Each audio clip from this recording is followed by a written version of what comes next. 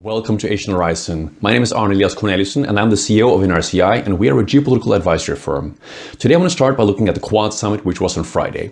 Quad is the Quadrilateral Security Dialogue, and it was established in 2007 by the US, Japan, India and Australia.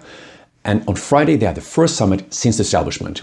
This was a digital summit attended by President Biden, Prime Minister Morrison, Prime Minister Suga and Prime Minister Modi, and they had their respective high-level delegations. During the summit on Friday, they discussed a range of regional and global issues, but most importantly and front and center was the rise of China, even though the US government said it was not about containing China. They agreed to set up working groups on technology, cybersecurity, climate change and vaccine cooperation, and they agreed to strengthen vaccine production in India, mostly funded by the US and Japan, to strengthen vaccine supplies across the Asian region.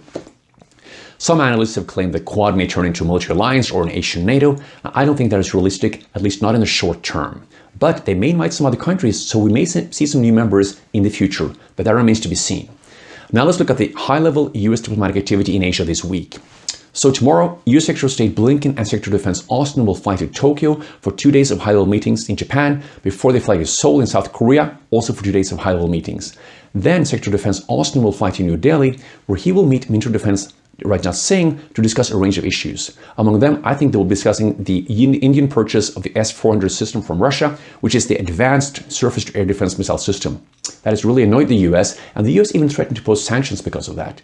Now, I don't think that is going to stop India from purchasing the system, and they even purchased, very advanced fighter jets from Russia, among them 21 MiG-29s and 12 Sukhoi 30s. So Russia is really a country that is going to supply a lot of military hardware to India, and that is something I think is going to be on the agenda during the meeting between Secretary of Defense Austin and Minister of Defense Rajnath Singh in New Delhi.